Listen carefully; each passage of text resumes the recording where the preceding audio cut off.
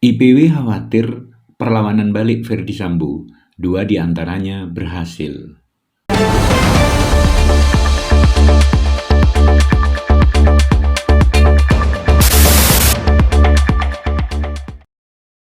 Jangan lupa di-subscribe. Indonesia Police Watch atau IPW mengkhawatirkan perlawanan balik mantan Kadif Propam Polri Irjen Ferdy Sambo. Meskipun dipecat dari anggota Polri, Ferdy Sambo diyakini akan terus melakukan perlawanan.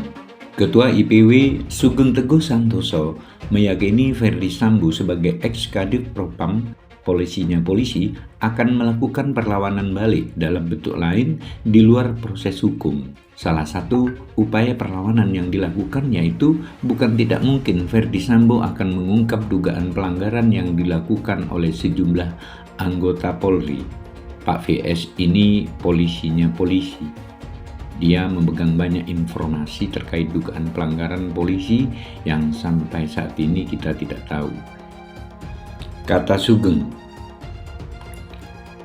mengatakan, sejauh ini Ferdy Sambo belum buka suara mengenai upaya perlawanan tersebut, meskipun lewat pengacara pribadinya.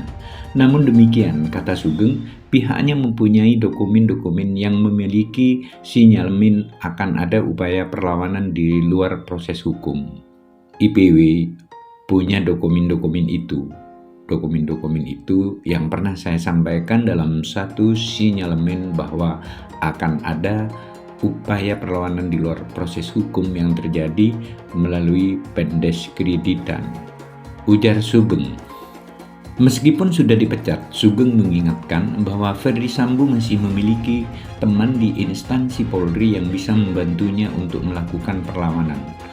Oleh karena itu, upaya-upayanya di luar komunikasi segala macam, kan beliau masih punya teman-teman segala macam, kata Sugeng.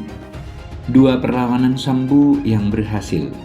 Lebih lanjut, Sugeng mengatakan ada beberapa upaya perlawanan yang dilakukan Ferdy Sambo telah membuahkan hasil.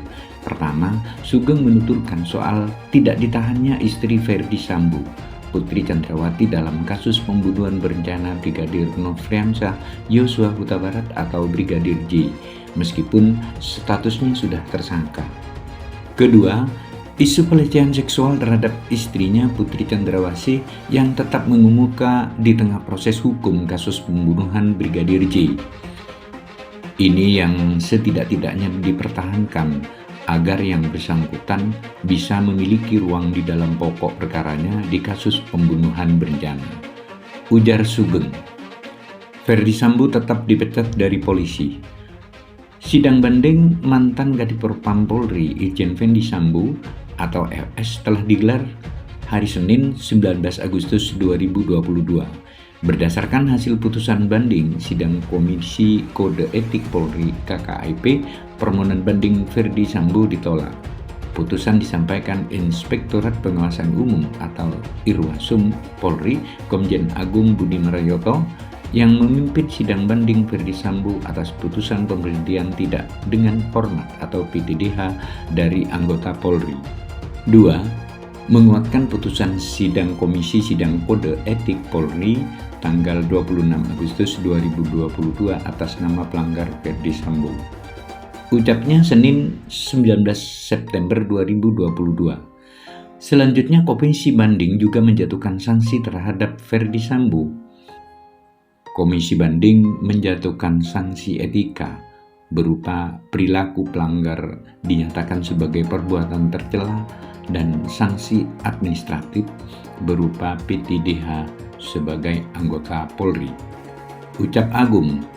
Setelah putusan sidang banding, Komjen Agung menyebut hasil putusan sidang banding ditandatangani oleh para anggota Komisi Sidang Banding.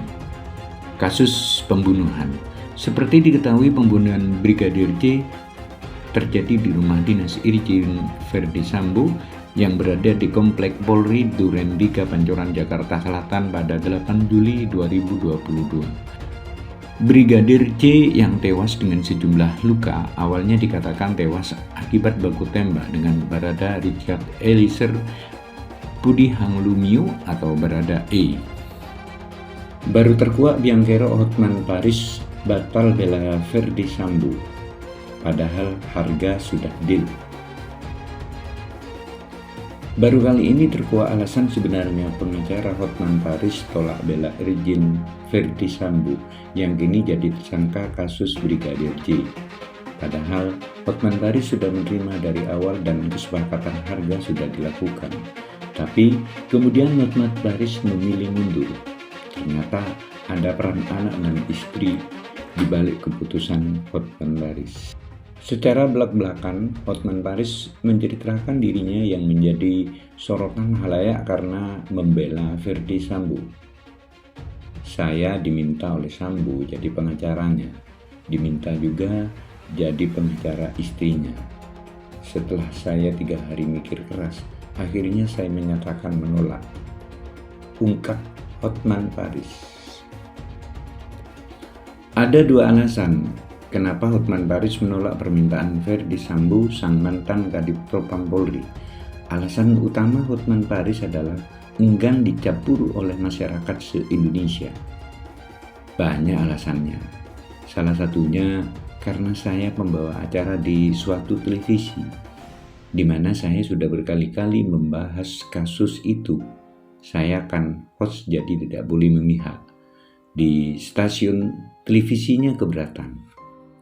Tapi yang paling utama juga karena di seluruh Indonesia saya dikenal suka membantu orang yang lemah, yang terzolimi. Saya yakin kalau saya pengacaranya Sambo, pasti jutaan rakyat akan hujat saya, kata Hotman Paris. Kendati menolak, Hotman Paris mengaku sempat setuju saat ditawari untuk jadi kuasa hukum Ferdi Sambo dan Putri Chandrawati. Bahkan kala itu Hotman Paris dan pihak Ferdi Sambo sudah deal-dealan harga. Jujur, saya sudah sempat bilang iya atau setuju jadi pengacaranya Ferdi Sambo. Harganya pun sudah disepakati, tapi sebelum saya bilang iya, 3 hari saya nggak bisa tidur, kata Hotman Paris. Alasan lain Hotman Paris menolak tawaran Ferdi Sambo adalah karena ia dilarang anak dan istrinya. Bahkan sang anak sampai menyindir soal kondisi finansial. Begitu saya bilang sama istri, "Nggak boleh," katanya. Istri saya langsung ngamuk. Pusing lagi, nggak bisa tidur. Anak saya si Frank pas tahu saya mau ditunjuk jadi pengacara Sambo, Frank ngamuk. "Bapak kurang uang." Istri marah, anak marah, kata Hotman Paris.